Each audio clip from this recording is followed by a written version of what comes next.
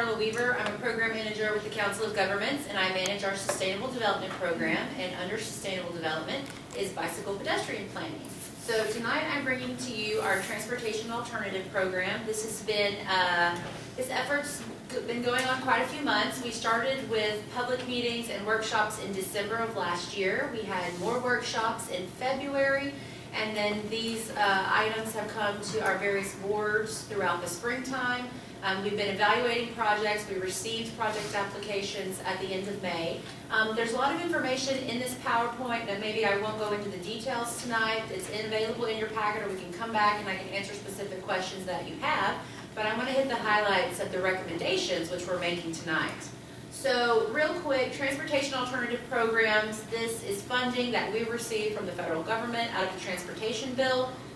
It's been designated to NPOs. We get formula allocations and a pot of money to award funds. The types of projects that we can award funds to are active transportation. These are your bike trails, your rails to trails. We have an area called Safe Access to School, which is like Safe Routes to School, if you've heard of that type of program. And then boulevards or urban thoroughfares. These are like complete streets to redo the roadway to include pedestrian and bike or transit accessibility, depending on the context. We had $28.7 million available. In our region, we split out the funds, 66% to the east, 34% to the west. It's based on population. That's a formula. And then we used 3 years worth of funding, and we gave ourselves the option to add some supplemental funds to the process, and you'll see tonight that we did. We'll be recommending some additional federal funds to go with the TAP funds because we just received so many good projects, and we wanted to make sure that we could fund them all. There are 3 categories of funds. Again, the active transportation, the bike trails. The maximum each project could receive is $3 million of federal dollars. For the safety and access to school, the cap was $500,000, and for the boulevards or urban thoroughfares, it was $3 million. Each project had some portion of a local match requirement. Could be 80-20, could be 50-50, could be 100-0 if agencies or communities elected to use transportation development credits. Basic requirements were that right-of-way had to be in place and that a resolution supporting the project and committing a local match was included in the application. There were other informations that we asked regarding the state of the environment, or environmental assessment, or the design, and other things that went into the process as well. Active transportation, there's a little bit more detail here. I won't cover all of this, and the types of bike facilities that were included. Urban thoroughfare boulevards was a new category, and we were excited to sort of explore this area and see what kind of interest we got. And then the safety and access to school, always popular, and we were glad to see that we got a lot of applications in this area. The scoring criteria had been determined and approved by the Regional Transportation Council. It included categories such as making regional linkages or connections, filling in the gaps, if you will, building parts of the mobility plan or adopted community plans for trails or connections to schools, improving safety, reducing barriers, just a variety of criteria. There were other factors, or a bonus, if you will, depending on how far advanced a project was. You've heard the term maybe before, shovel ready. We want to be sure these dollars get out the door in the next year or two. So all of that was taken into consideration. If a community provided local match over the minimum, if it was part of a larger community project or vision, and then geographic dispersion is also very important to the process. So here's a map showing the kind of spread of where we received applications. You've got active transportation, the bike trails are the green dots. You've got the safety and access to school are the orange triangles. And then you've got the urban thoroughfare boulevards are the blue triangles. And this is the locations of the recommended projects. Overall, we received a request for $61 million. And if you'll remember, I said at the beginning there was only 28 to go around. We received 51 applications, and we have for you available the split on the west side and the east side of the request. I'm going to go through these really quick. There's a full table in your packet. Let me show you what that looks like. It's this guy, and it's got 6 pages. So there are 3 pages for the different types of projects for each district. So the Dallas-Paris district. Paris is a TxDOT district. We have 1 county of their planning area, Hunt County. It gets wrapped in with Dallas. So Dallas and Paris, their active transportation are first, then their safety and access to school, and then there were no urban boulevards recommended there, but we show the 2 that did not receive funding.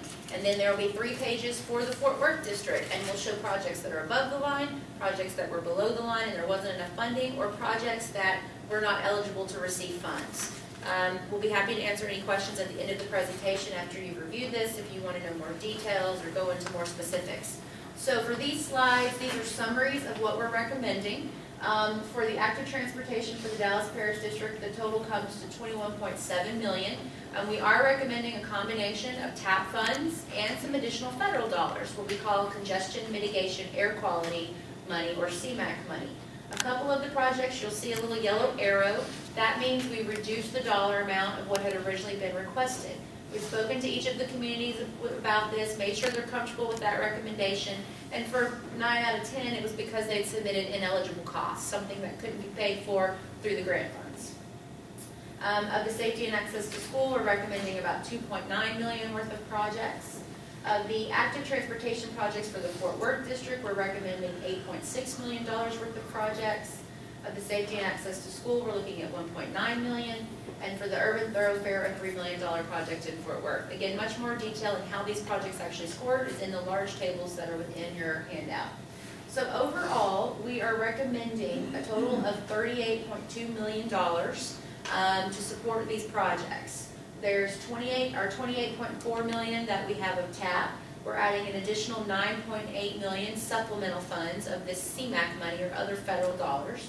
And that gives us a balance of about $318,000. We'll just carry that forward when we do another call for projects in 2 years. That won't go away, it'll just stay on there for later. So right now we're at public meetings. We had one last night, we'll have one tomorrow at our offices.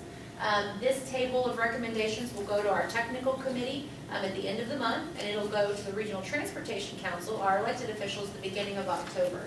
All final selections will be made by October 9th, and then we'll work with local communities that receive these funds to program them in the Transportation Improvement Program or the TIP-STIP, which gives them authorization to contract with the state.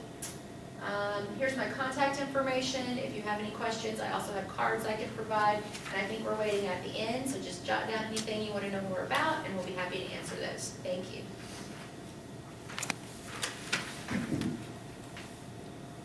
All right, my name is Christie Gotti, and I'm going to speak to you today about the Transportation Improvement Program that Karla mentioned. This is a list of funded projects in the Dallas-Fort Worth region.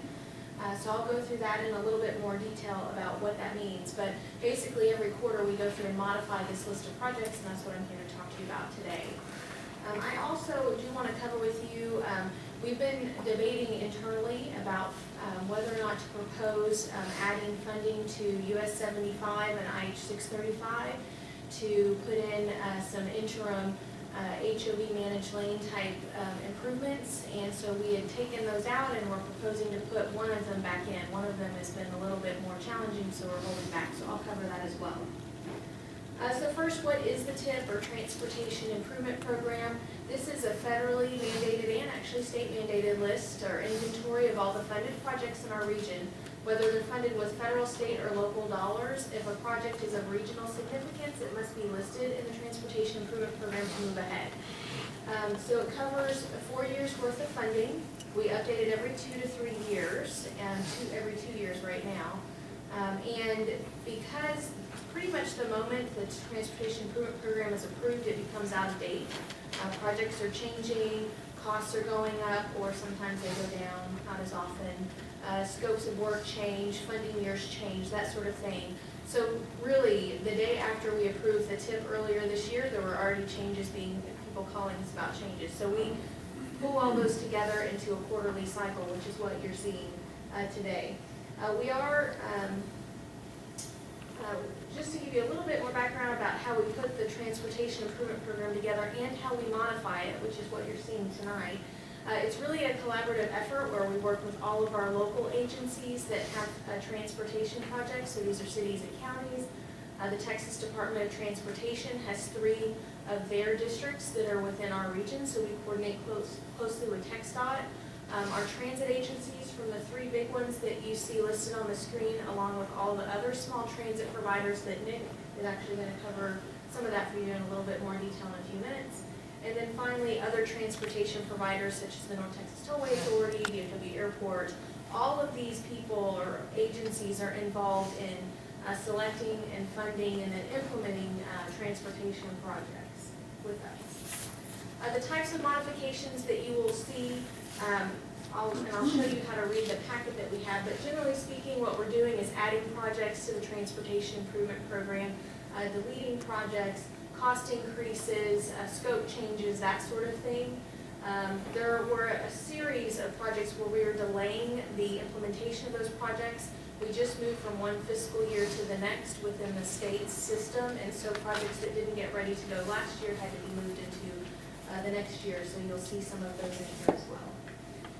So what do we have for you today? Usually we bring out for you any administrative amendments from our prior cycle, so those are information items that we just want to make sure you have.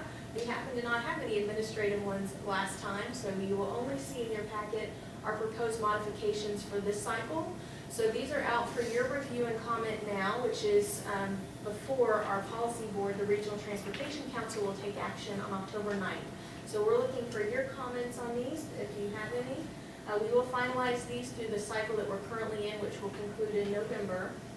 The approximate number of modifications in your packet is 63 modifications. And I want to go through that with you. If you look in your packet, you should have a handout that's entitled Transportation Improvement Program Modifications, November 2014 cycle. So just to give you an idea of how to read this, the first 3 columns are identifiers that if you work in our industry, they probably mean something to you. If they don't, you can ignore them. But these help us identify what is the number of the modification, what is the tip code is our designated code that we use to keep track of projects, and then the CSJ is TxDOT's designated code. So we keep those there to kind of keep ourselves straight. What you're maybe more interested in is the next column is the original project description. So this is where we tell you what is the agency building this project, what are the limits. So the first one you can see is on State Highway 78, which is Garland Road, from south of Tranquila to Spur 244, which is Northwest Highway. And then the scope after that is 9 intersection improvements. And then the next column goes through the current funding or original funding. And then finally, we move to the last column, which is the requested modification this cycle. You'll note the first one's a good example. When the request is too complicated to write out in a sentence, sometimes funding gets a little weird to see in written form, so we turn it into a table instead. So you'll see on that first example, we say we're revising the funding. See the attachment on page 22, so you can reference that and go see the before and after picture to see what we're actually proposing to do. So we think it's a little easier to see in tabular form than in a paragraph form. So anyhow, that is how you read this as you go through and review these either tonight or, of course, over the next 30 days as you have comments. We're looking to hear from you. I did mention US 75 and IH 635. We originally identified those 2 HOV projects in this cycle. We had taken them out due to some of the, I guess, fun we've been having trying to do some planning on that corridor and working with the public to determine what is wanted out there, what do we want to build and what do we want to see in the future of those corridors.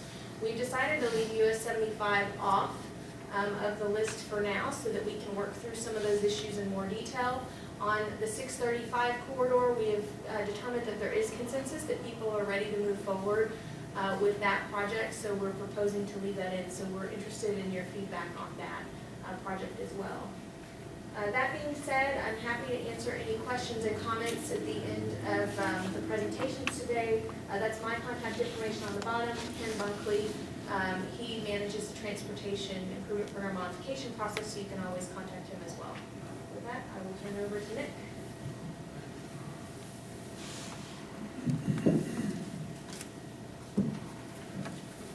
All right. Good evening, everyone. My name is Nick Vail.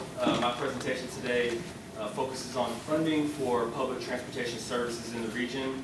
More specifically, I'm presenting the fiscal year 2014 program of projects. For every public transportation agency, they request and can be awarded funds, and they will list out several different projects. those projects combined equate to a program of projects.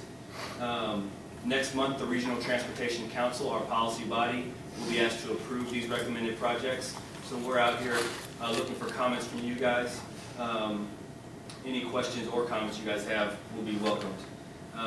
For specifics about the proposed projects, there's a handout provided behind my presentation. The title of it is 2014 Urbanized Area Formula Program.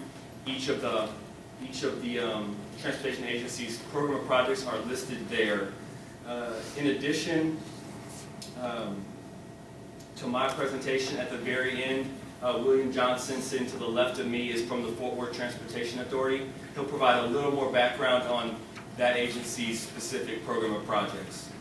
So to start with public transportation, it's one part of a comprehensive transportation system. We've got roadway, bicycles, and pedestrian, which is normally known as active transportation, and Karla kind of mentioned some of those projects, aviation, as well as freight. Under public transportation, there's multiple modes. We've got bus services, we've got rail services, as well as some other services such as van pool programs and taxi cab vouchers. In this table, I've listed out some of the key characteristics and some examples of these services throughout the region.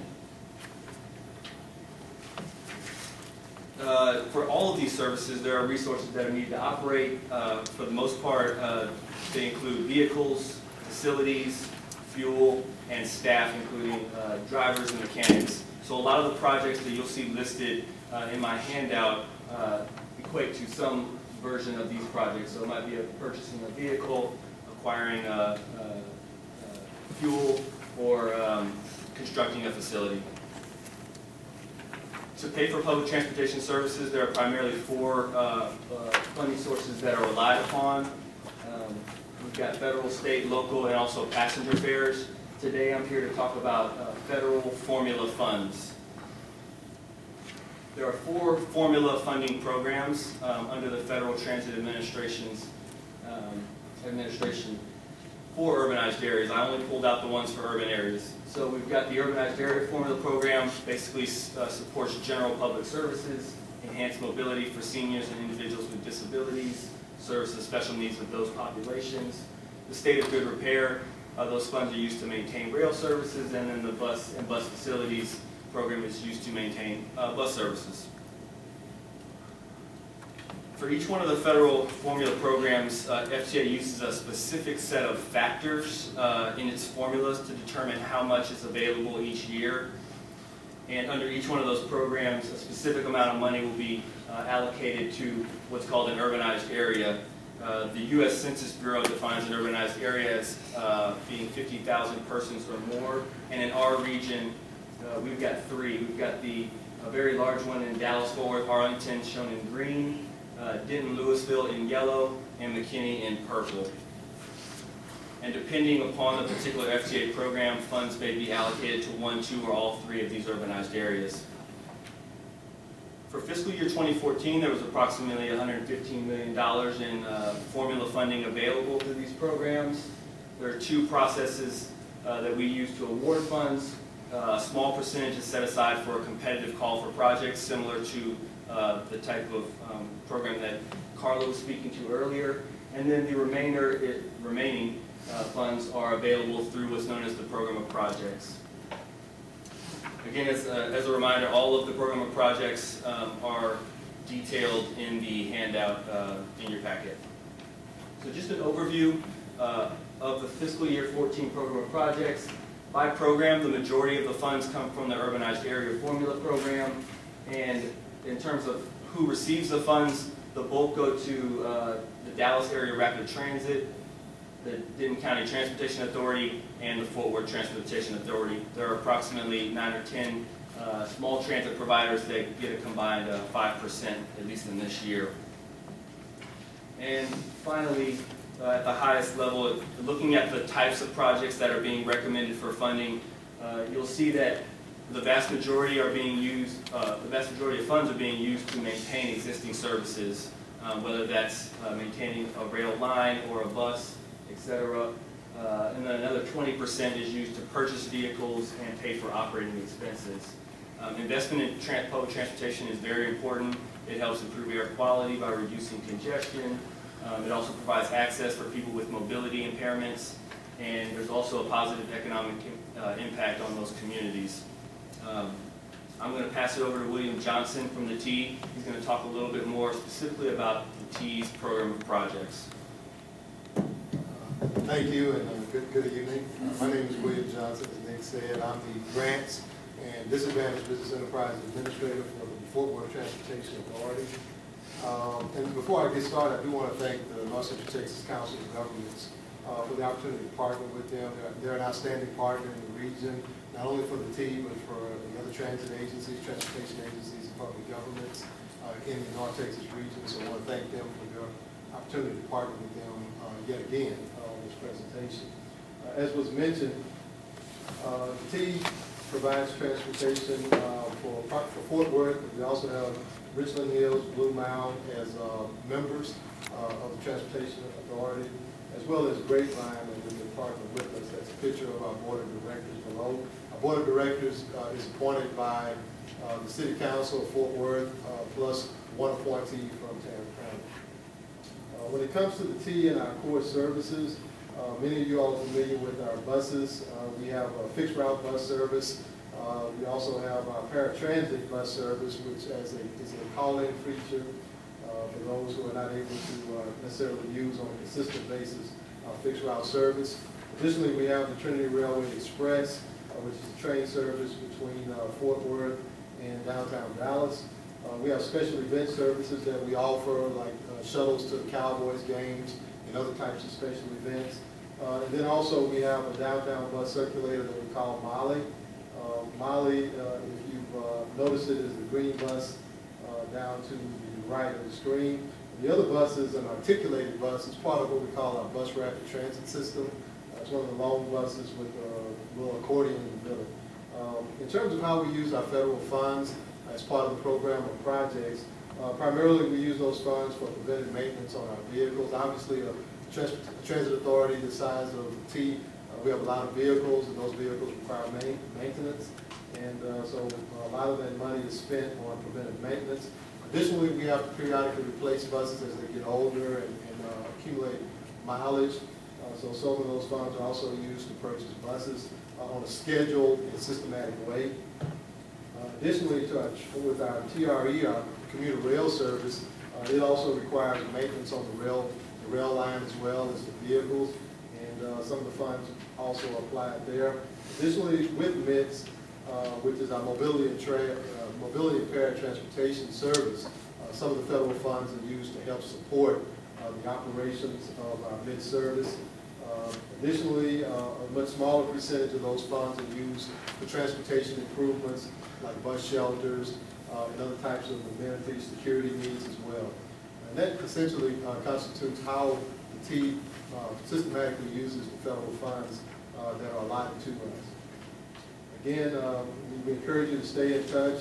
One thing that I didn't mention, in addition to the Trinity Railway Express, the T is in the process of developing a TexRail commuter rail service, which will bring commuter rail from downtown Fort Worth into the northern entrance of DFW Airport and terminate at Terminal A. I don't have my contact information up there, but I do have business cards. So if anyone would need to reach out to me, have any questions, I'd be more than happy. If you email or call me, I'd be more than happy to answer your questions. At this time, we'll turn it over.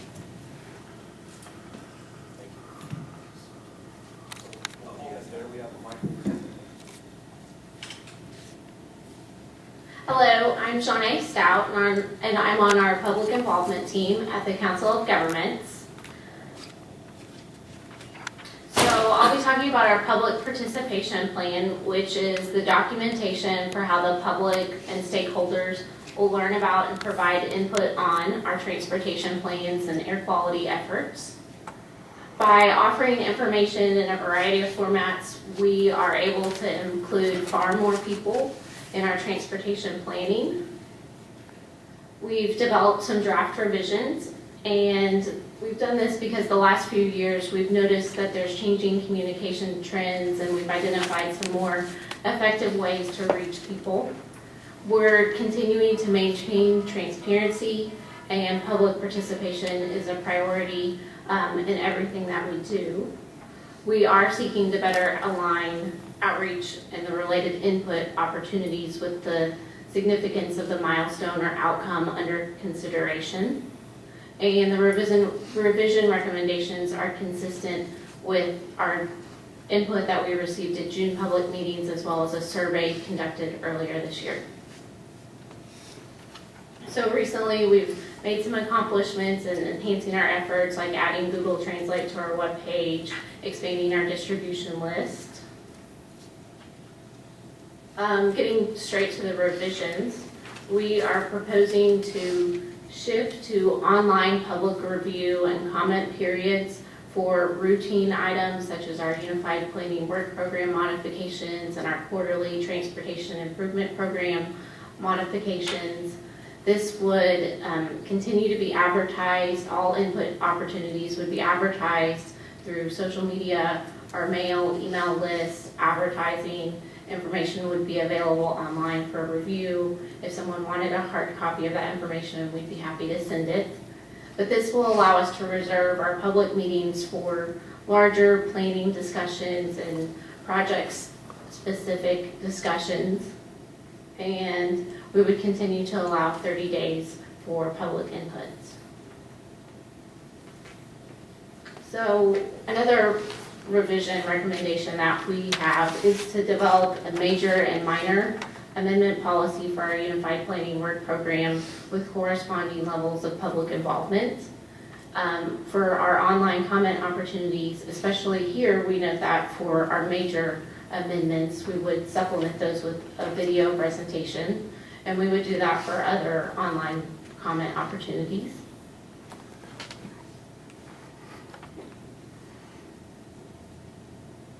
We are also proposing an administrative amendment policy for our Metropolitan Transportation Plan to allow us to make very minor changes. For more extensive changes, which would be an amendment or an update, we would continue to have public meetings, and then we would have extensive public involvement whenever we develop a new long-term Metropolitan Transportation Plan. This is consistent with our federal regulations. Through our proposed revisions, we are also documenting a few things, how we will continue to take our transit programs of projects to public meetings. We're also documenting public involvement and public review of our annual listing of projects that receive funding, and then making a few changes to our language assistance plan, as well as defining evaluation criteria for all of the outreach and communications that we're doing. So we've been developing these revisions over the summer. We're here at public meetings. We'll be seeking RTC, our Regional Transportation Council of elected officials. We'll be seeking their action in November. So we have a 45-day comment period on our draft public participation plan that you will be able to find at this website, and the deadline for comments will be October 22nd. We're always looking for ideas for how we can enhance our outreach and communications, what kind of content is shareable, and what is the preferred delivery of that shareable content that you can take to your neighbors or colleagues at work or organizations in which you're involved. And you have my contact information here, as well as my supervisor, Amanda Wilson.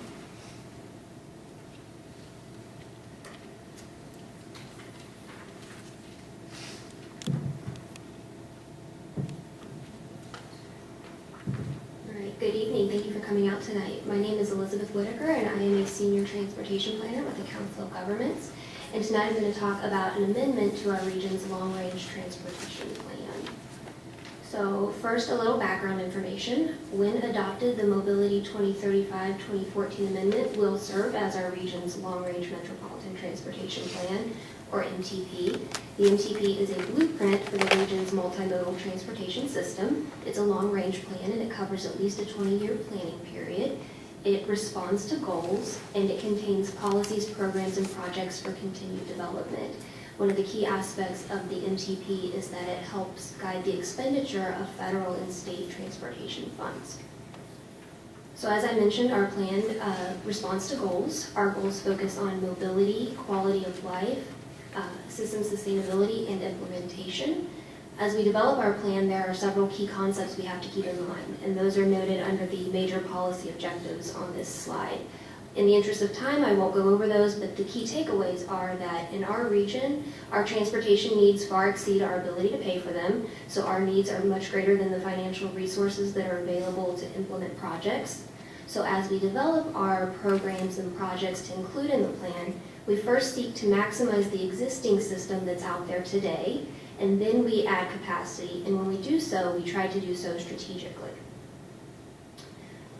Because the planning process is continuous, from time to time we do have to revise our plan, and that is what we are here tonight to talk about. We have worked since the last plan was adopted to refine the project recommendations, and by incorporating those changes into this amendment, we will be able to take advantage of some new funding opportunities and continue to deliver projects in a timely manner. So as part of this amendment, there are 7 major project changes that we are recommending. 3 of these projects are brand new projects to the plan, and 4 are revisions to existing projects. 6 of the 7 projects are on our area roadway system, while 1 of them is on the regional transit system.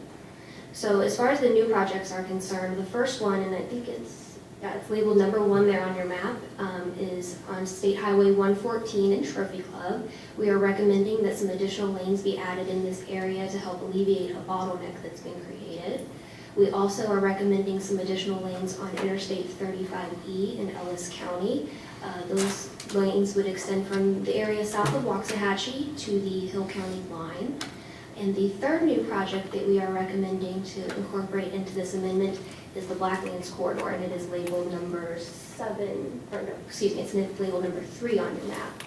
Our current long-range plan recommended that a feasibility study be taken to assess the transportation needs in this part of the region. Our staff has spent the last 15 months working on this study, and one of the recommendations that's coming out of this study is that a new limited access facility would be built in the area between PGBT in the Garland kind of Rowlett area to Interstate 30 south of Greenville. The public comment period on this feasibility study is still open. However, we are recommending that this project be incorporated into the plan pending any comments we receive on that feasibility study. This table just provides some additional information on the projects you just saw on the previous map. I'm not going to go over these in detail, but would be happy to take any questions that you might have on this. We'll take questions at the end. Thanks. So in addition to those major changes that we just saw, our plan is also going to incorporate some changes to phasing and staging of projects, as well as some enhanced interchange or intersection improvements. So when we're talking about phasing and staging, that really just deals with when a project will come online. It doesn't impact the ultimate recommendation. This does factor into the air quality side of things, which Chris will talk about here in a moment. So again, we've got additional information, and in the interest of time, we're not going to go over these, but generally if you see things like grade separations or intersection improvements, or operational changes, those are going to help the transportation system perform better at those locations. They'll enhance safety and improve congestion. The staging modifications just deals with when a project will be open and available to the traveling public to use. So this is just a continuation of those changes.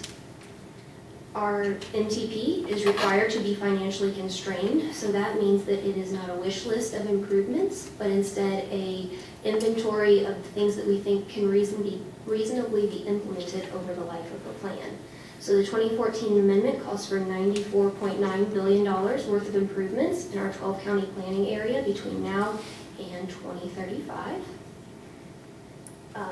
When we incorporate all of those proposed changes, this is what the total system of improvements looks like on our area's major roadway system.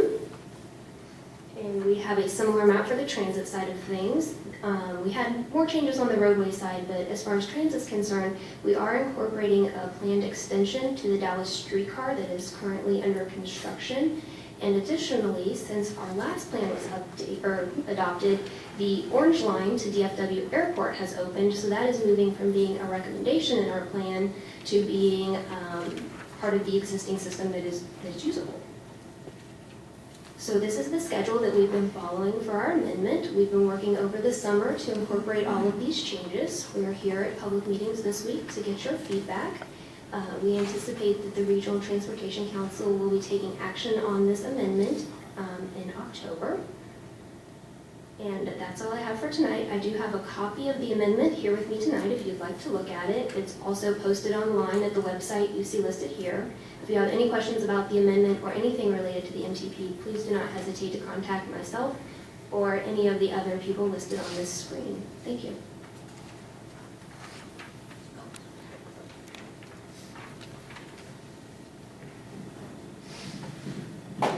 So again, my name is Klaus. I'm going to quickly walk you through the aspect of the mobility plan that because of the proximity of our region and the success of our region, we have a slight air quality issue that we've been dealing with since the early 90s. And I don't have slides to show the successes that we've been having in terms of the advancement of cleaning up our air, but I'm going to share with you at least the analysis that is required as part of mobility plan because we do not meet the federal national air quality standard for ozone. In particular, ozone, just in the center of this graphic, just hot, sunny days along with precursors of volatile organic compounds and nitrogen oxides, low winds, and a combination of all the emission sources that kind of circulated around this graphic lead to the formation of ozone, generally in the late afternoon, typically in the summer season.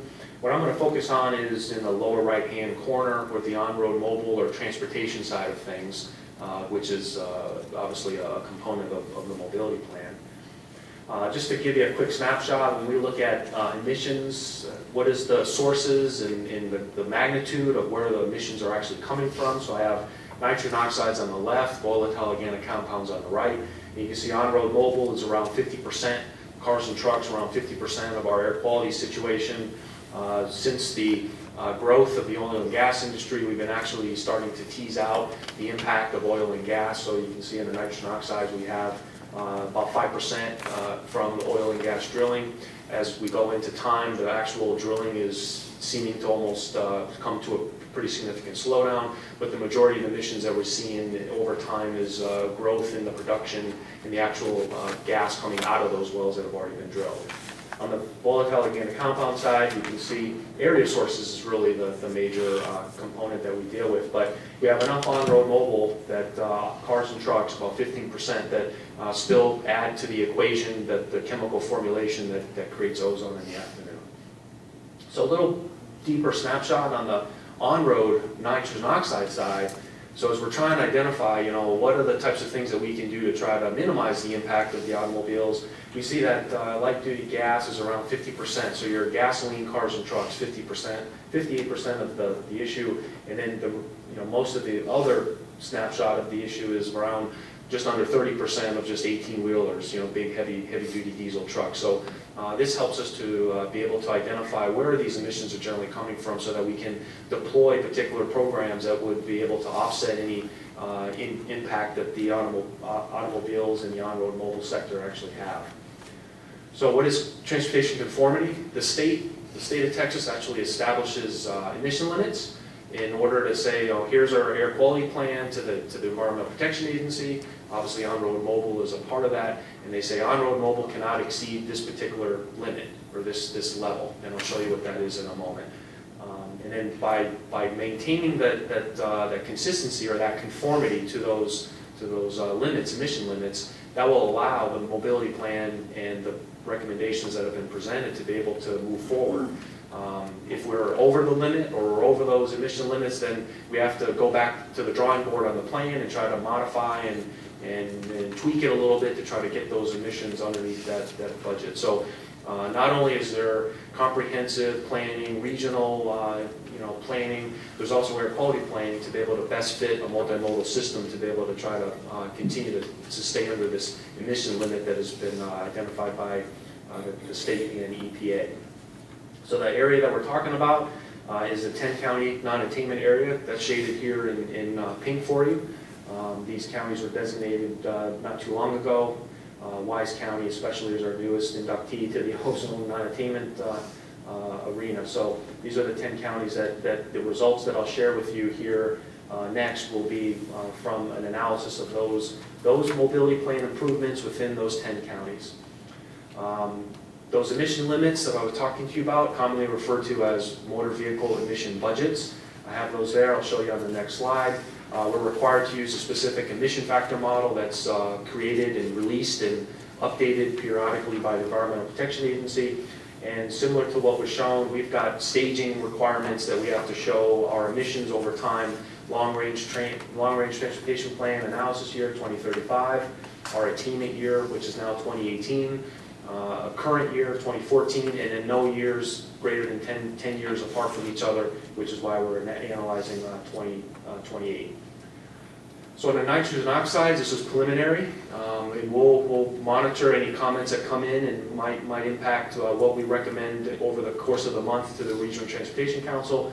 But you can see the emission limit of 195.39 tons per day. When we run the analysis and the staging of the mobility plan, 14, 18, 28, and 35, those are our emission limits that we're outputting by the implementation of that plan. So we're from a conformity standpoint, we're underneath the emission limits, which is good. We're doing our part to show and to get the region into attainment. On the volatile organic compound side, 82.2 is the emission limit. When we run the analysis years, we're under those budgets as well. Now, one of the things I want to focus on is that box on the left-hand side, where we needed some additional assistance. So the initiatives by the Regional Transportation Council over the years have actually assisted. We're able to quantify those benefits, and we're actually able to get that bar that is a little touchy close to the line, underneath the line, to show compliance and conformity with the mobility plan. So about 1.06 is a conservative estimate of additional initiatives that we've implemented locally that has an impact on volatile organic compounds that assist us in passing conformity. Not to get into all the, I could spend another hour talking about all the programs. I'll spare you the agony of that, but signal improvements and carpooling programs, compressed work week programs, alternative fuel programs, all of those types of things have been put into place to be able to get us and to allow us to conform with the emission limits that have been established for the region. No different than everyone else here except for Jahnae. We have we're following a 30-day process as well. So we're kind of doing a dual review right now. We're out this week, which starts the 30-day process prior to RTC consideration next month. But we're also having another layer or tier of review where we're actually currently right now in about a 60-day process working with Federal Highway, Federal Transit Administration, Environmental Protection Agency, the Texas Commission on Environmental Quality, Texas Department of Transportation. It's a consultation review of our analysis to make sure that everything we've done is accurate, it's appropriate, and it is meaningful. So not only do we have the public participation process to help review what we've done, but we also have our federal and state partners that are also reviewing as well before the United States Department of Transportation signs off on this analysis and allows the projects in the mobility plan that was just presented to be able to continue to move forward. So that's my contact information. The other two staff that have worked real hard over the last month to pull this analysis together are listed there for you as well too. And I think we have one more presenter, and then we'll open it up for comments or feedback.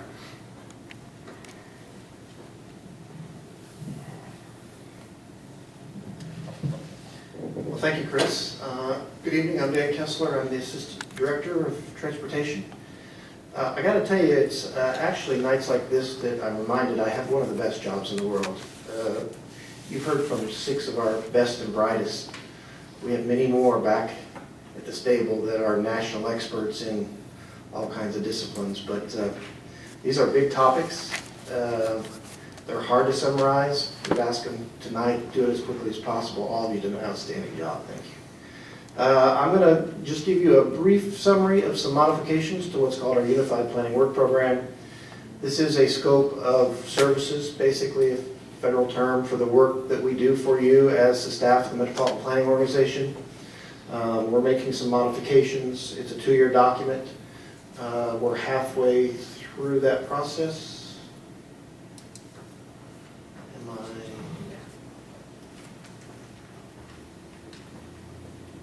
Locked up?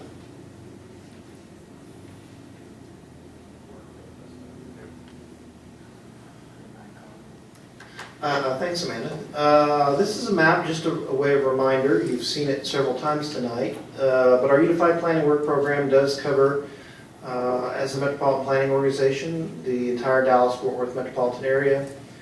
You know, to give you some perspective about this, it's 10,000 square miles. We're the 4th largest metropolitan area in the United States. Have been the fastest growing, with Houston over the last 3 decades. We're the 12th largest economy in the world. So we have a lot of transportation issues and problems. One of the criticisms last night at our meeting at Plano was, why do you give us so much information? Well, this is a pretty complicated topic across a large area involving a lot of work. At any one time in our Unified Planning Work Program, we probably have dozens of projects going on. I think currently, last time I checked, we probably have over 400 projects administered through 60 grants, probably with 20 state or federal agencies. So our staff's busy doing a lot of work, covering a lot of area and a lot of issues. I'm just going to quickly highlight, I won't go through all these for you tonight, give you a flavor for some of these modifications. Some of these involve new initiatives that will start this fiscal year. This is kind of an exciting project. We do aviation system planning. We're actually, in this case, going to use unmanned aerial aircraft to help us do some aerial survey work involving aviation system planning. This particular site will be at Arlington Municipal. I hate to use the term, but it's kind of a pilot project to see if we can use this technology. And we see it a lot on television. You hear a lot about in the defense industry and other parts of our culture where we're using unmanned aircraft, but we think there's opportunities to do that and use it for data collection and planning. I won't go through all these. Chris is our air quality manager. These are 3 examples of modifications that we're making to support our air quality. What's sort of interesting about this really represents 3 different institutional arrangements. The first one, the Texas Commission on Environmental Quality, actually pays us. We effectively serve as consultants to them to do technical analysis work. Chris's team does it very well. We actually hire contractors. There's other experts from time to time we need. That second item is allowing us to spend some money to hire some very specialized consultants. And the third is that we are very aggressive. We say we turn over every stone to solve the air quality problem. Last week we were awarded $300,000 from the Environmental Protection Agency. It was a competitive grant. It will be matched by private sector participation. This particular grant's focused on trying to reduce idle reduction strategies for those vehicles that are used in the freight industry. There's probably still way too many trucks out there idling. There's other technologies that we can use to help move that along, but a good example of an air quality strategy. A key thing on this slide is safety. You know, too many people are still losing their lives, and there's too many injuries and serious injuries and accidents on our system. We stay dedicated to try to work with our transportation partners. We've made a lot of progress in the last 5 years. This is funding the second item to help advance our safety information system to analyze all that accident data and try to get information back out to our transportation providers and constructors about how can we make the system safer. It's not just vehicular, it's bike ped, it's transit, it's all sorts of safety in the system. Several, what I call administrative changes. They don't involve necessarily funding. I won't go through all these, but I would just reflect for you, MAP 21 is the current federal transportation bill. It's actually about to expire, but we are now getting guidance from the federal government on some areas that we think will probably carry on through the next transportation bill. One of those key areas that you'll hear a lot from MPOs is something called performance-based planning. And that's something that we'll be looking at that's talked about here that we're going to add to our work program. We also do a lot of technical assistance. We're adding some work out in Rockwell counties assistance to provide thoroughfare planning. Quick snapshot of our budget for 2015. I think my mic's fading, maybe the battery's about out. Generally, we receive the majority of our planning funds come through a formula. We are about 30% of the state's population, so the planning funds that come to the 25 MPOs in Texas are monies that actually come through our federal gas tax. Congress takes about 1% of those funds. They set it aside for the 480 metropolitan planning organizations across the United States. It comes to the Texas allocation, and then those funds are allocated to us. We receive a little over $9 million a year in both federal highway and federal transit funds. We developed this original budget for 2015 2 years ago. We have to get way out ahead of this to program federal dollars. We thought for the original budget we would spend in 2015 about $9.2 million. In 2014 we actually underspent by about $800,000. We're going to take $214,000 of those underspent funds. We're going to spend those, try to spend those in 2015 to increase our budget for next year up to $9.4 million. Those additional dollars that we won't be spending go into something called a carryover or an unspent account. So this summarizes our federal transit funds, our federal highway funds. We'll carry over about $5.4 million. You'd say, well, why in the world would you do that? Well, what we found over the last 3 decades is that Congress can sometimes be slow to do reauthorization. In fact, our last transportation bill took 3 years. These carryover dollars really ensure that we have funding in place to keep our MPO operational in the event that Congress doesn't act. And so it's good to keep those cushions in the system. So we'll have $13.8 million of planning funds available for FY15.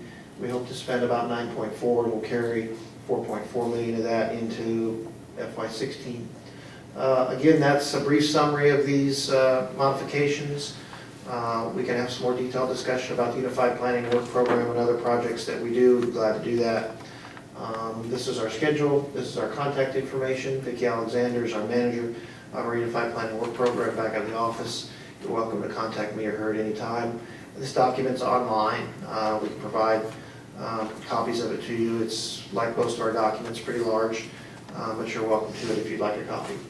And with that, let me turn it over to Chris, and he's going to orchestrate our questions and comments tonight. And again, thanks for coming out. Okay, so maybe there's a lot of information, so thanks for hanging with us. Let's maybe do this in two parts. Let me just go through first and see if there's specific questions to the presentations by each of the topics, and then we'll just open it up. You know, if something that we didn't cover, if someone's got a comment or question or issue, then we'll be more than happy to take that. Two things of note, though, that we are always open to take comments and suggestions and feedback at any time. Specifically, I think a lot of us were referring to as we get to a certain stage on some of our projects, then we'll need to take it to our policy committee. So a lot of these topics that we presented today, we're here to because we've got a 30-day now process that's been established, except for Jahnae, who's got 45, to be able to get any feedback on anything we presented. We'll take this in the month of October or November. So don't think that this is the only time to comment or communicate. In the packet, there's a lot of information we provided. If you're having trouble sleeping at night, whip out the slides, and I guarantee you a good night. No, I'm just kidding. But take it out, look at it, let us know what you think on these recommendations that we're seeking feedback on. So I know the first comment I do have is by this gentleman. So let me start with Karla. So with regards to things relating to the Transportation Alternative Program call for projects, anything in particular that anyone would like to comment on to Karla's presentation about an hour ago? That was about the TAP? Yes. If you could mention your name and affiliation for the record. Jim Wilson, Place 5, Benbrook City Council. First off, I just want to congratulate COG on the great public outreach they did about the TAP, as well as the working groups. A lot of information came about that. They explained to the entities that would be turning in the projects what the scoring criteria was. They even presented some recommended ideas that had come about from previous public meetings, and I really appreciate that. Looking over the list, I think an outstanding job was done by that. My only disappointments with it are not related to COG, but quite honestly related to cities who did not turn in submittals. And unfortunately, that's probably our job out here to get that changed. There were some really well documented, put together recommendations by COG staff for some of the cities on the west side, and I was really disappointed that some of those weren't turned in. To that end, I understand the municipality is the one that needs to turn in, the organization that has the control of it, turn in the request. But I think all of us out here know that whether you're a motorist, a pedestrian, or a bicyclist, or a rail user, or a bus user, none of us out here really care when we cross a municipal or a county or a state line. We just want connectivity, and all of these projects provide that regional connectivity. So I don't know how to suggest to you that we reach out to those municipalities, because you absolutely did. That's why I think it turns back to, we need to explain to those municipalities that we live in, or work in, or play in, or shop in, that we need that connectivity. So again, thank you. So we're always trying to look at new ways, opportunities that we can get the word out. So the comment is very much appreciated, and it just gives us the challenge of going back and trying to figure out how we can network and get the word out in the next round that we actually have for consideration in the next year or two, that these funds are available. Do you have any comments, Karla? Okay, anything else on the tab? I have a question. I'm sorry. It's okay. One of the projects, the Boulevard White Settlement, Correct. can you just elaborate on that a little bit? Tell us what we're talking about there. It's within the city of Fort Worth, and it is it's a bridge project that is multimodal for autos, bike facilities, sidewalks. It's going to create all modes, and it connects the downtown to sort of outlying areas. So it's providing this regional connection of downtown areas to more outskirts of the city and through communities. So it's all modes. They're redoing the road to include bike lanes, sidewalks, everything that you want, bus lanes, you name it. It'll be complete streets. Thank you. Sure. I think you have Just a real quick question about your Charlie Levitt, I'm with City of Fort Worth. Yes, sir. You mentioned in, I think it's about the third, fourth slide, active transportation facilities, 80%/20%. I believe you said that it had to do with bike paths. Correct. So if someone was submitting for a trail project, they had to provide at least a 20% local match to match the federal funds. The local government would have to give a 20% match. Now, if it was a boulevard or urban thoroughfare like the White Settlement project, those had to be at least a 50% commitment, because a lot more is being done than just the bicycle pedestrian. So 80% is coming from y'all's From the funding. federal portion, and 20 from the local governments. Okay, and that's a pretty large chunk of money for a bike path. Bike paths are averaging about $1 million a mile to construct. Right? And are these going to be going along the streets, or are you talking about cutting through park, like the one that runs along the Trinity River? And There's a combination. So some of them are parallel to roads. I can think of our project in Richardson is connecting about 8 large employers and a community college, and that's parallel to the street. There are other projects. There's one in Arlington where it cuts kind of beside the street and then down into the park, and then links to the opposite end of the park where there's a lot of residential. So it's a variety and mix. And just out of curiosity, who gets the contracts? The cities will publicly bid the process. They'll contract with TxDOT for the funds, and then either the city or the DOT will do a public procurement for the work. Anything else? Okay, at least. Did you have, It's not a bad issue. is it on any of the topics that, Yes. all right. Cut to the chase. You mentioned about the modifications to the unified. What's your name and I'm sorry, I'm Edith Jones with the League of Women Voters of Texas. And what I would like to know about the modifications plan, have you all come to grips with what will happen if the constitutional amendment is passed in November? Will you have to come back with additional modifications on your unified plan? It's a finance issue for you all. Edith, that's an excellent question. For those of you that are not familiar with it, placed before the voters this November will be Proposition 1. It is a opportunity for Texas voters to support the use of revenues from natural gas and oil exploration that's gone into our rainy day fund. The legislature has agreed to put this issue in front of the voters. To give you kind of some perspective about this, we used to think about, when we're talking about transportation funding, if we raise the gas tax a penny statewide, it would generate about $100 million in revenue, of which traditionally we might be lucky to get 20% of that back to Dallas-Fort Worth. So when we first started talking about this program, and the comptroller came out with early estimates, we really heard early estimates maybe $1 billion statewide on an annual basis if the voters approve it. And a whole bunch of other things happen in the legislature, which they have to decide, well, can we really afford to put that much money to it?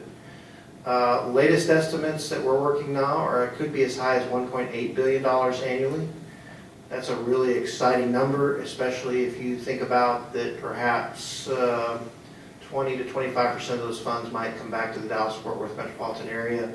And so we might be talking about things in the neighborhood of $300, $500, $600 million. So the question is, what would we have to do if and in fact we had those funds available? You're right to some degree. It depends on where those projects are in the development phase. Our general sense about that, though, is the taxpayers are going to want to see those funds spent quickly, and they're going to want to see mobility improvements. And so what we've already done is begun a conversation with our transportation partners, particularly TxDOT, about what projects might be in the pipeline should we get available funding. The person that really has to worry about that is over there shaking her head. That's the Transportation Improvement Program, because we just can't run out and take money and start building stuff. And then the other person who has to worry about this is this guy next to me, because he has to do this, something called air quality conformity analysis. We just can't run out and build things that are not in part of our system. Probably most of the things that will be suggested, hopefully Liz has taken care of in the long-range plan, but there could be something that wouldn't happen. So there would be a whole series of steps that might involve a modification to our work program if more planning was needed, a modification to the plan if it wasn't yet included, a check to make sure that it passed the conformity test, and then Christie would have to program it through the Transportation Improvement Program. All of that can probably happen in about 3 to 6 months, depending on where we're at. Of course, the biggest constraint is how far along is the project in the development phase. But again, our hope would be, and we have, there's no question, Christie can speak to this, we have a large backlog of projects that we would like to get funded quickly. So I think we'll have projects ready to go from that perspective. It's just a matter of how fast can we get them through, largely through the federal planning and air quality conformity process. But the bottom line of that whole story is this is a very exciting opportunity. This is the first time since 1991 when we had our last gas tax increase in Texas, which was 5 cents, and the records show that only about 1 1/4 of those cents end up going to transportation. This is really the first meaningful opportunity we've had in over 2 decades for some funding to come to the transportation system at the state level. So, you know, as staff, we're not allowed to take or preach politics. So what I would encourage all of you is get familiar with that. If that's something that you can support, get the word out in your communities. But again, I'm glad you flagged it, Edith. It's a tremendous opportunity for the state and the region. We hope it's a lot of money, and we hope it keeps going. Told a little story that surprised me. I was in College Station 2 weeks ago or 3 weeks ago, and the whole town was full of gas and oil workers. I drove from College Station to Madisonville and saw nothing but new gas wells. I didn't even realize they discovered gas in that part of the state. We've had the Barnett Shale and the Eagle Ford, and so it looks like there's more and more gas exploration, and those revenues could really be dramatic. So we're very encouraged about it. That's a great question. So as a follow-up to that, don't you have all your air quality things you've been doing all along, because you've got to have all this air quality information for any project you apply? It's all about timing. The federal government requires Chris to have incredible precision about knowing when these projects are going to be implemented. Chris's crystal ball is not that precise, and Christie, to know if we're going to get funding, how much funding we will get, what projects will actually be selected. So there's a process that has to take place, and once we do that, then Chris has to do that air quality analysis. We're pretty good at it. We've streamlined the process, but as long as we're not attainment for air quality, that's one of the challenges that we're going to have to face. Well, we've been advocating and working very hard for this proposition. Absolutely. And just as a side comment, one of the things that appeals to the general public, no matter which side you take on anything, is the fact that it's in the wording that it does not fund toll roads. Correct. And so it appeals to a broader population. And quite honestly, that's back to my why we're encouraged about it. We haven't had additional revenues, so we've had to resort to toll roads. This is an opportunity to do that. My commitment to you, and I know Michael Morris was here, he would make this our director would make this statement. The MPO will do everything it's within its possibilities to ensure that our required federal process does not get in the way of quick implementation of those projects. And we have a good MPO up here. Michael does a great job. I just don't want to see all the money go down to Houston. Nor do we. And I would kind of prefer, as a Fort Worthian, I'll have to put my Yes. county hat, that it kind of move over a little bit more this way. When I looked at all of the projects, I only saw one that kind of was over on our neck of the woods. It gets a little annoying for some of us. Yeah, and But we could that's spend a little all I time just- talking about that, but I will tell you, personally right now, doing a lot of work in Tarrant County, and I made a comment last week at our TRTC meeting about a project we did. We're celebrating our 40th year anniversary as the MPO, and about 25 years ago, we did something called the Mid-City Sub-Area Study, where we identified a lot of projects in eastern Tarrant County and western Dallas County. I mean, did I get that right? Eastern Tarrant, western Dallas. And particularly with the progress we've made on the near opening of the North Tarrant Express, 360 North, 157, 360 South going to contract, the Chisholm Trail, we've really made some dramatic progress in the last decade in Tarrant County. But there's a lot left to do, so we're very vigilant about that. Okay, I'll move. I saw you, yeah, let me, and I think the precedence will be set, we'll just open it up for questions. So, if you can name and affiliation. Jonathan Brummer, I'm from Colleyville, Texas. I've actually got 4 questions. I'll just read them and then I'll give you the sheet so you can read them over again. And some of these might be repeated from a previous meeting y'all were in. A lady asked me to ask this. And first question is, why is federal money allocated to bike and pedestrian trails when we don't have any money to fund roads? Second question is, what does sustainable development mean? 3, if Proposition 1 passes, how will that money be distributed throughout the region? And number 4, the $28 million that's going to bike and ped and other projects, how can we track that, where it's going and how it's being used?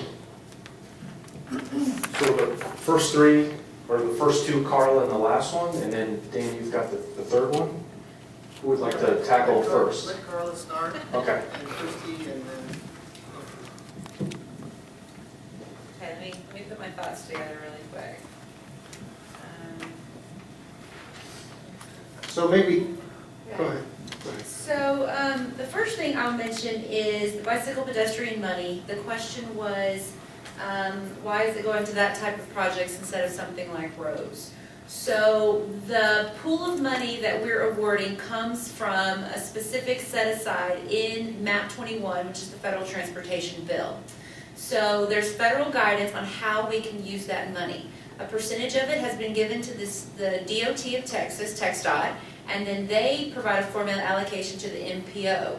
There is not flexibility within that money. It has some restrictions. You can't do maintenance with it. That's one of the rules that Congress passed. It can't be applied to just a typical roadway. There's a lot of guidelines that really shape how we can develop a program. And within our program, we've allowed for bike ped, we've allowed for the safe access to school, and we've allowed for some roadway improvements, what we're calling our active transportation or boulevards. So there were a few cities that submitted a roadway type project that included a bike element or a sidewalk element, and one of those we were able to fund. But we didn't get a huge influx of those. So the cities were submitting a lot of the types of projects that fund trails and sidewalks that they needed within their communities. Sustainable development is, we have a great definition of this on our website, but to kind of paraphrase it, it's utilizing our resources today wisely so that we don't, we're making maximum choices and uses of them today to preserve our resources for future generations.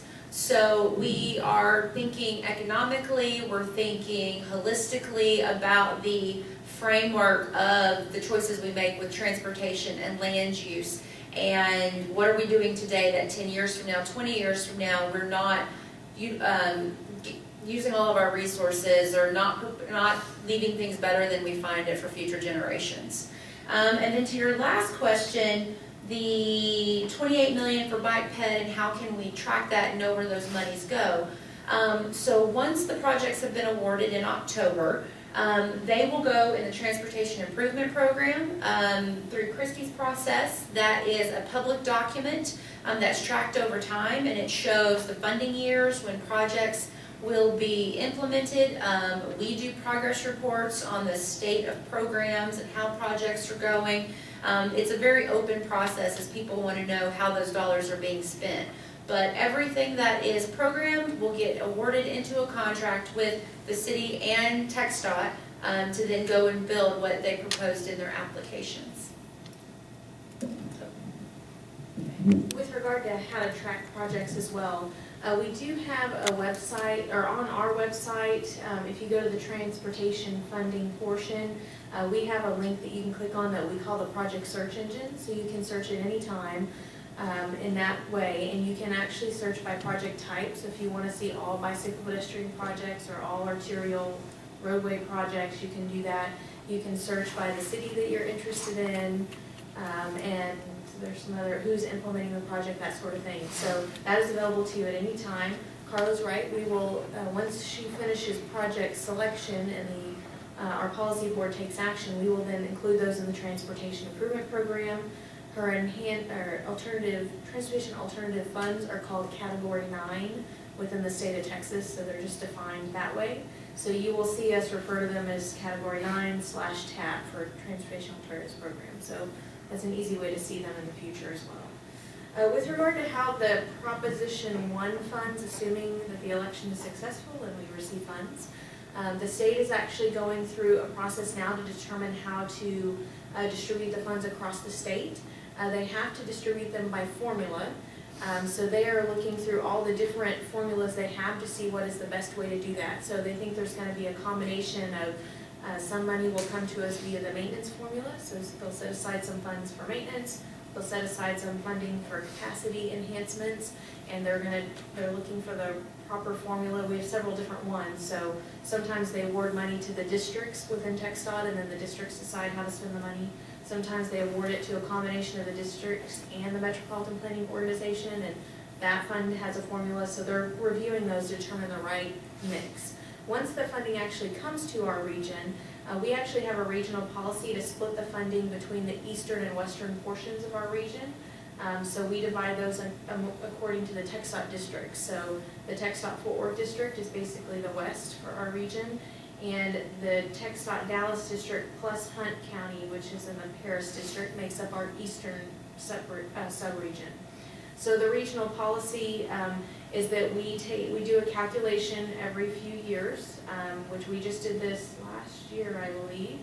And we look at the population, the employment, and the vehicle miles and travel, so how much travel is occurring in each of the different parts of our region, to determine what split should be used. So we actually have a funding split for air quality dollars that Karla is using for the bicycle pedestrian facilities, and we use those for our congestion mitigation funds. But since most of these funds are going to come to us as mobility dollars, we will use our mobility percentage, which currently is split 68% to the east, which is the Dallas district plus Hunt County, and then the other 32% will go to the west. From that point, then the RTC will make decisions on the RTC and TxDOT together will make decisions upon how to select or what projects to select.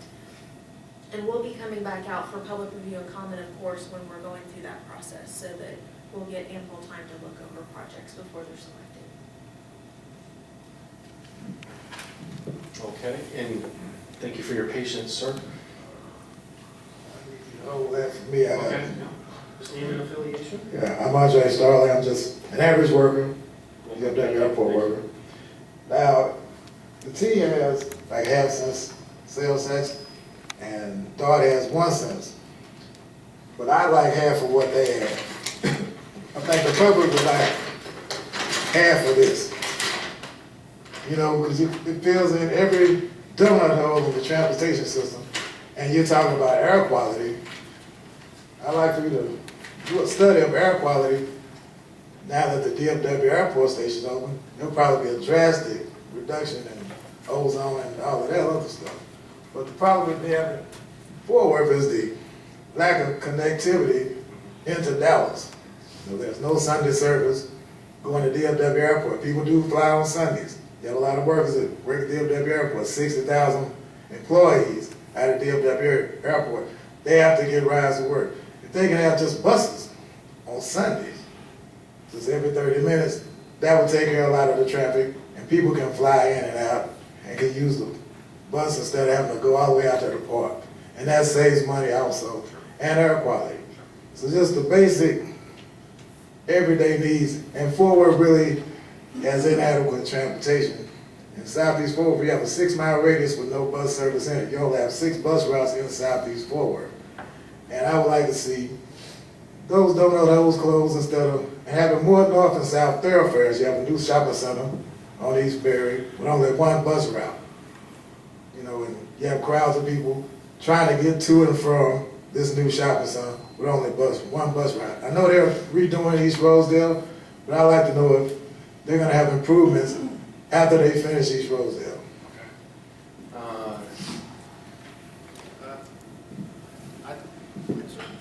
I'd like to give the opportunity to the team maybe to respond to some specific questions, but I think if I understood, sir, your question about half-cent sales tax in Fort Worth and a 1 cent sales tax in DART, and you'd like to have at least half of what DART has. So something really important to understand. The T, these are, don't quote me, these aren't exact precision numbers. The T generally raises about $30 million a year in sales tax revenue. And again, that half cent that we collect from transit. DART, on the other hand, collects about $350 million. So in fact, the T only has about 1/10 the available funding available that DART has. In addition, there are economies of scale behind the fact when DART has that much money, it puts DART in a very competitive national position to compete for federal funds, which we are working very closely with the T on our Tex Rail corridor. But DART's had the opportunity by having 14 cities who are paying into the sales tax fund. It's put DART in a very, and hats off to them, a very successful position to be able to compete for federal dollars. And congratulations to DART. They just opened the last remaining section of the planned light rail system in the DFW airport. We've been working on it for 30 years, and the system as we originally saw it is complete, and that's really terrific. No question, one of the leading, Amanda Wilson is here, Jahnae, a lot of our staff, one of the leading priorities of the Regional Transportation Council and the Metropolitan Planning Organization is to expand rail service throughout the western portion of our metropolitan area. It's a revenue question. We have been before the legislature the legislature meets every 2 years. We've been there the last 5 legislative sessions, and we have the local elected officials are asking the legislature to allow us to put in front of the voters of North Texas the opportunity to determine whether or not we want to tax ourselves more to build rail.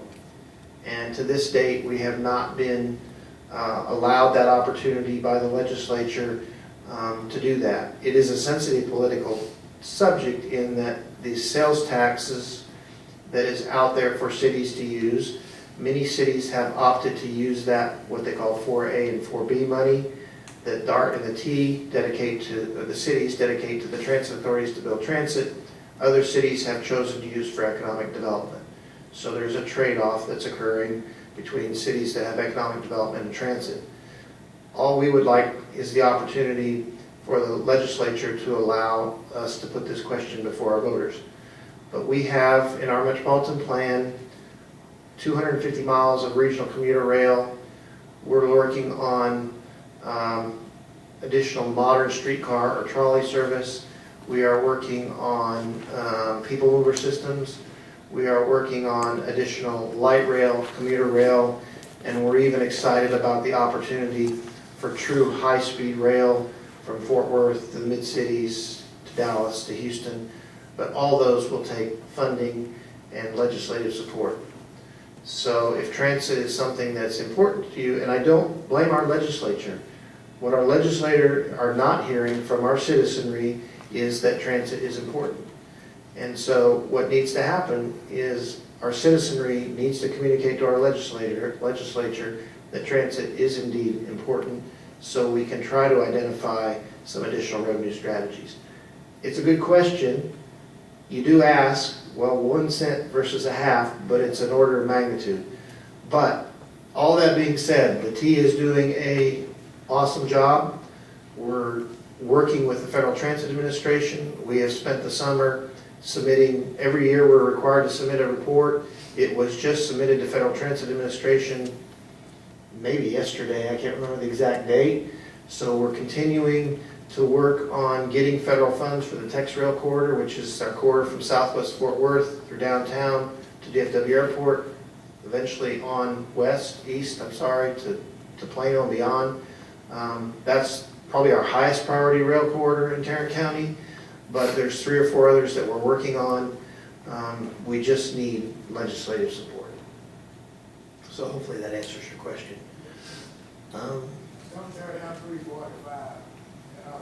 No, we're not planning on that. Just to add to that also, and I think perhaps Karla can also speak to it, but T is very interested in trying to be strategic as we develop our transit service, our fixed route bus service. And as part of that, we're undertaking a master plan transit master plan to be able to, from the ground up, with public's input, to be able to take a hard look at the services that we're providing and to attempt to do just what you're saying, is to look at where there are some gaps and see whether or not it's feasible to try and fill those gaps. But your participation and your input is important in that process. And in the not too distant future, you'll be hearing more about the master plan and outreach that will go with that master plan process. And I'm not quite sure if I can speak to the Sunday service portion of your question, but I do know that William and his folks over at the T have obviously the TRE service that's operating. They have a center port shuttle that links to the Dallas-Fort Worth Airport, and they also have a van pool program where groups of riders can pool together to get a van, share the costs of the trip, and be able to get to and from work in that manner as well. So after this meeting, if you want to contact myself or William, we can definitely help get you in the right place if there's a transportation need you're looking for. Thank you very much. Any other questions? Yes, sir. Hello, I'm Dan Barrett. I actually work for the Army Corps of Engineers, but I'm representing myself as a Fort Worth resident and as a bicycle commuter. I have actually two questions, one for the T and one for Ms. Whitaker. My question for the T is that the Board of Directors meetings used to get published on the internet, and they're no longer published on the internet, so I'd like to find out why those meetings are no longer published and how we can view those meetings. And if you want to answer that one before I go on my next one. When you say published on the internet, you mean public notice, or you mean the carrying? Fort Worth TV okay. had those videos. Broadcast. Had those videos available, but they're no longer available. So. I'll have to look into what was the decision making behind that process. We'd be more than happy to answer that question. I'll give you one of my cards and get your contact information, and we'll follow up. All right. For Ms. Whitaker, my other question is on the 2035 mobility plan on the bicycle, on the VeloWeb, there was a change in the routing that showed a route from Arcadia Park or from the Haltom City Parks going down to connecting to the Trinity Trails near the TRA station. And that VeloWeb route runs right through Iron Horse Country Club and I think Diamond Oaks Country Club. And I was really confused about that. I mean, that's private. I thought that was private property, but then the VeloWeb is showing going right through. And that's a major part of that VeloWeb portion. So, is there an agreement? I mean, did y'all? I'm assuming that there was an agreement, as opposed to y'all just drew a line on the map, and you know, you said to yourselves, well, we'll figure out how to coordinate, negotiate a route with the owners of that property later. So did y'all actually get an agreement with those country clubs to route that VeloWeb through there, or? I actually can have Karla answer that because she is the manager in charge of our bicycle and pedestrian planning, and she can have some more information. So the VeloWeb is the 10,000-foot view of where we want regional bike trails to connect in our region. Our map always seems to be sort of floating in the ocean, but that area, our 12 counties, is the size of the state of Connecticut. So it's a large area, and the VeloWeb has not gone through a parcel by parcel analysis in some locations of alignment. So the VeloWeb has been put together over many years through different staff members, and you can look today at certain areas where you appear to be in the middle of water or you're cutting through a building. These are high-level analysis of general route descriptions, and then once we start going into the details of project development, the alignment gets moved east, west, north of the road, south of the road, wherever it needs to go to fit the needs at the time. Because there are projects that have been on there long range. This is seeing where we want to be in 2035. There are projects that have been on there for 10 years plus, and things have been built or developed since it was initially drawn, or there may have been errors in the mapping when it was originally conceived. The VeloWeb is not something that we actually develop and then give to cities. It's a compilation of their plans that we then take and kind of create the network from adopted trail plans within communities. So you could have seen something going right through property, and I apologize for that. We would work with that community to see if there's an opportunity for connection, how we would have to move that, and we would get it redrawn once they were ready to actually look at a project. Okay. So with your description, let's take that back and we'll look at it. We'll look at that particular observation that you raised, and we'll see if as a start, as our continuing involvement of this system, to see what might be going on in that particular area that you raised. Okay. Anything else? Okay. One last quick comment and question. First off, Mr. Kessler, I think very correctly talked about scope and scale and funding, dark compared to the T. They're apples and oranges that just happen to be, thankfully, in the same basket and connected, and we appreciate that. I think what we're really looking for, though, is that the TRE I often describe, it's a wonderful asset for us, but sadly at times we can look at it as a one-way train, because while we have wonderful things in Fort Worth that those living on the east side should come over here and enjoy, we don't have the connectivity when they get off the train that they have in Dallas. So why would you go westward? But there is a scope and a scale that makes that very difficult for the T, and that's why I think the idea to have a from the bottom up plan to look at what do we need and what do we want over here to provide that. I think that same scope and scale, though, since we've discussed tonight the bike plan, the TAP funding and the $28 million, which I do not mean to minimize. That's 6 zeros. But while it looks like a lot of money, and it certainly is, when we compare it to the other transportation projects that are going on, those are all in the scale of billions. So when we talk about, oh my goodness, where's that $28 million going? Certainly Christie tracks it all, but again, there's a bit of scale here, and the bike ped is another matter of connectivity that people currently use and other people we hope will.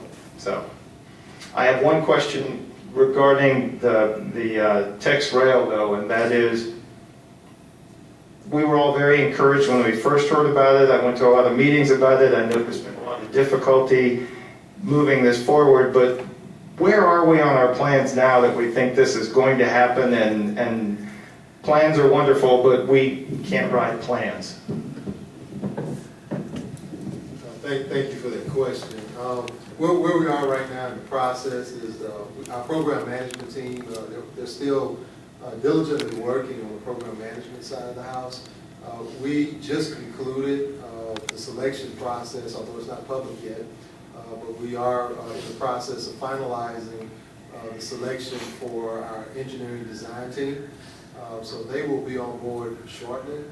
There's at least one other step that has to happen first, and that is we have to have what's called a record of decision from the FTA as it relates to environmental issues. But that is about to be issued also. And then once that happens, we will go to our board with a recommendation for an engineering design firm. Once they're on board, once that happens, the NTP will be issued fairly quickly. So I would expect within the next 30 to 60 days that the engineering design firm will be on board. And then shortly after that, we'll begin the selection process to bring on board the construction contractor as well. and the construction contracting ideas that they'll work hand in hand with the design engineers so that from a constructability standpoint and perspective as they're designing it, that they're also working with the contractor prior to actually putting work in place to make sure that everything is what it needs to be from a design and constructability standpoint.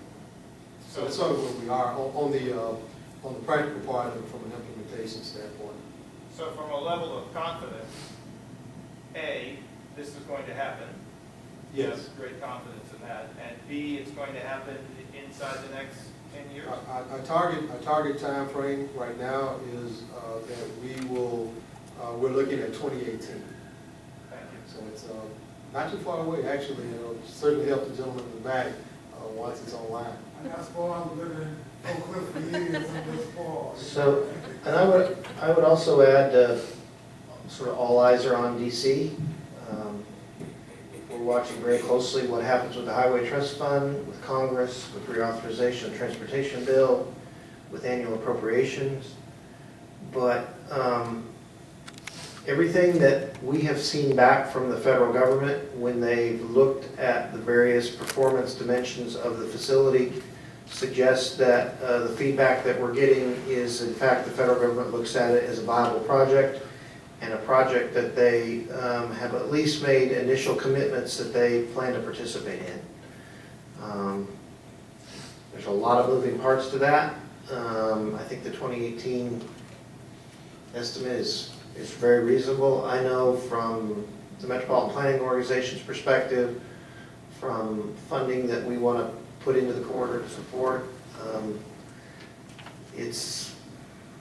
it's one of our highest priority initiatives, and we're staying focused on it, working with the T and all their various teams that are supporting that. So, yeah, everybody's focused on it, so we'll just...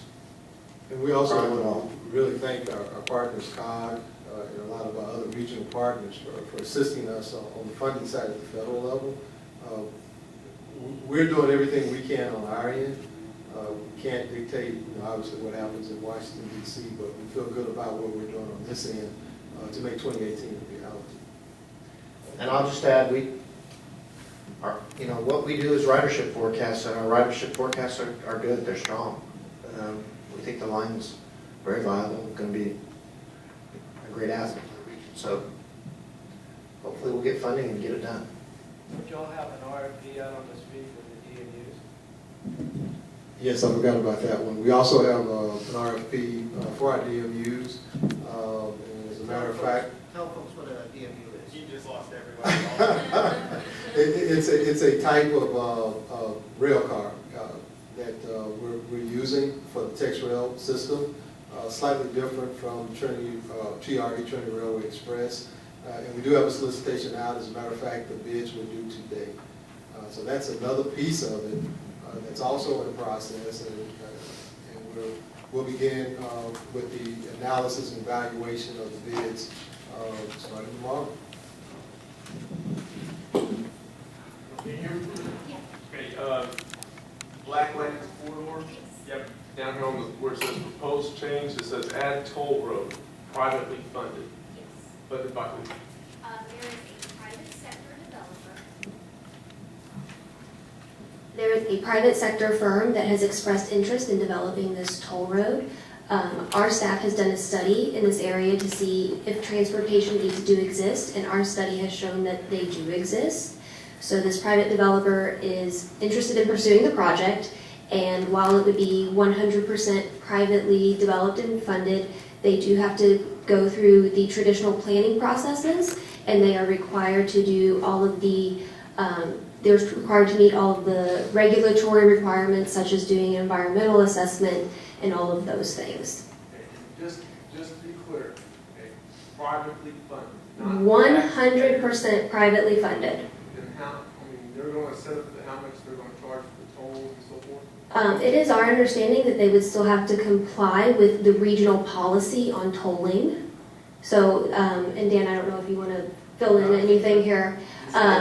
The RTC has set policy on what regional toll rates will be, and they would be required to follow those guidelines. RTC is the regional. The Regional Transportation Council.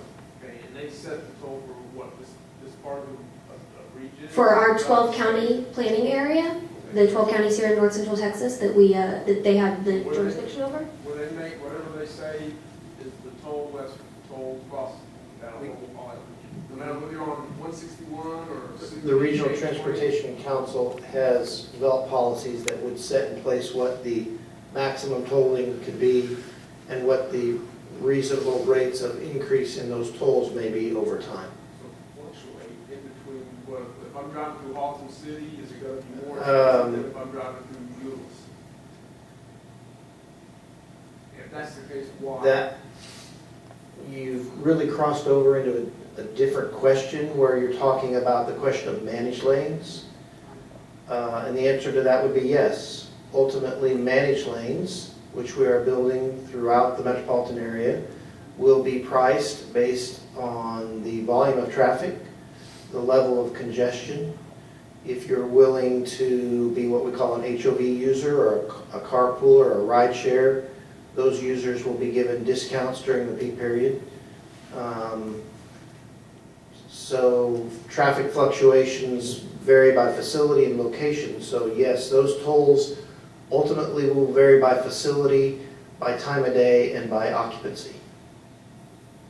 And it's also one of your slides that says for goals and major policy objectives, it's got system sustainability. Like system sustainability with what? The toll roads or? Well, it's bike paths? It's the entire system.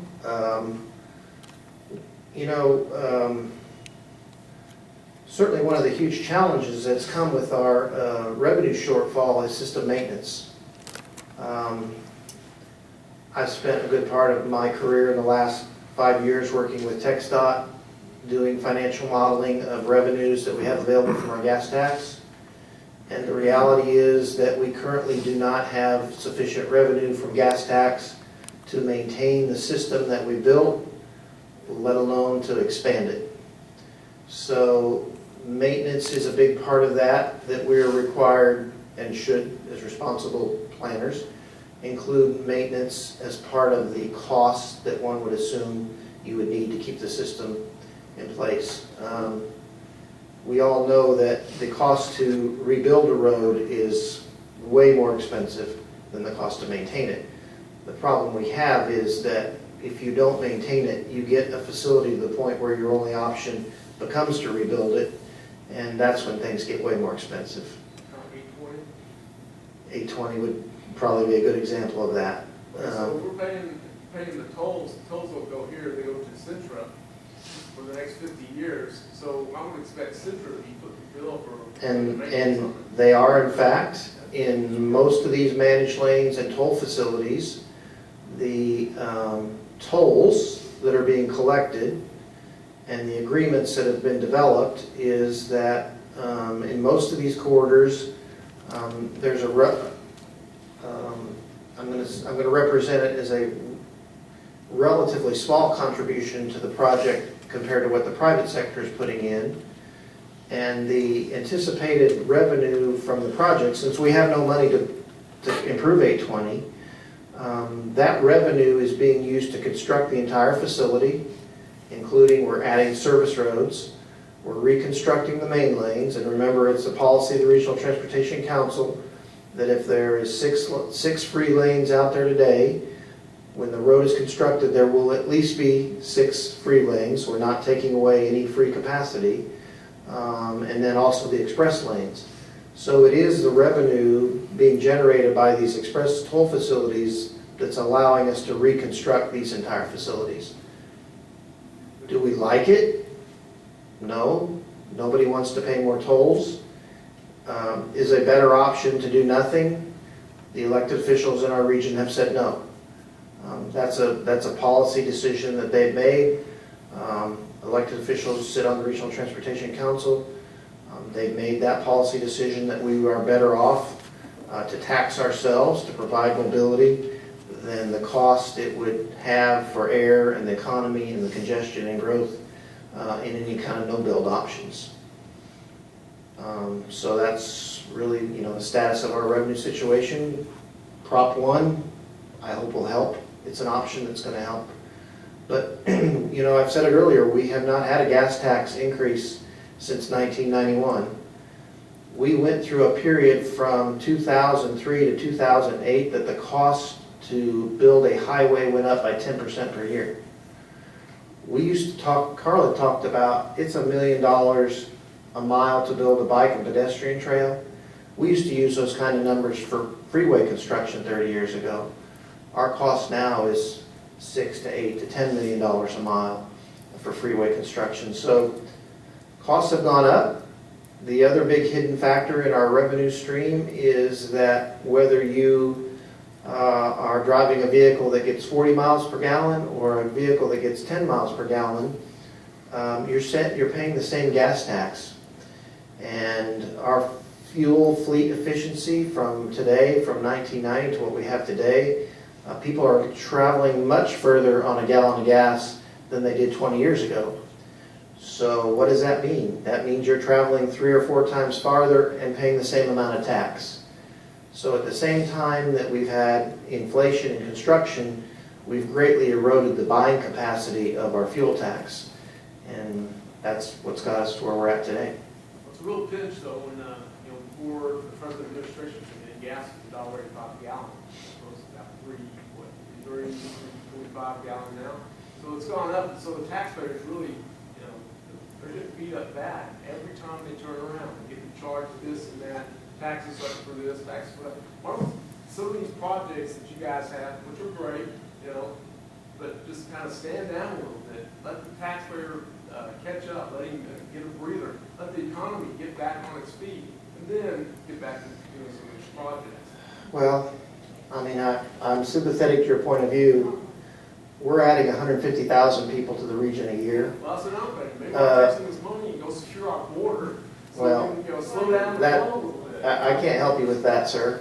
I can just tell you that at the rate of growth we have in this region, we are already behind. It's the policy of the elected officials that we don't need to get any further behind. We continue to grow. We think, as I said earlier, we're 7 million now. We will be 12 million by, 10 million by 2030, and we expect to be 12 million by 2050. We have a strong, diverse economy. We have available water. We have land to grow. We have a climate. We have a very attractive business climate, and I'm responsible for demographic forecasts in our agency, and we work a lot with national economists, and there are no signs that our area is going to slow. So we think it's, the best thing we can do is plan for it. Other questions or not? Another? Yeah, sure. Now, Go ahead. yes, with the expansion of I-35 north of Loop 820, will there be HOV lanes, and will the team do a study on buses and HOV lanes tied to the Lions area to reduce the traffic? I can start. Yeah, the answer to your question is yes.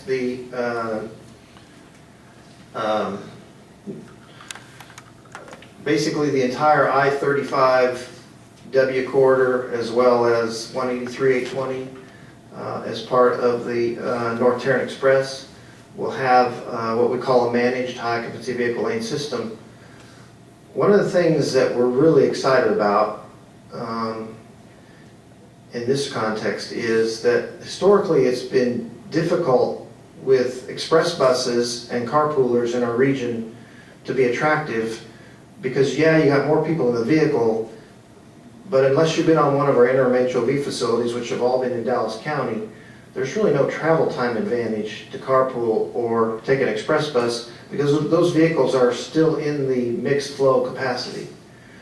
The express lane system, which we will provide discount to HOV users and transit users, provides that incentive to have that added travel time advantage.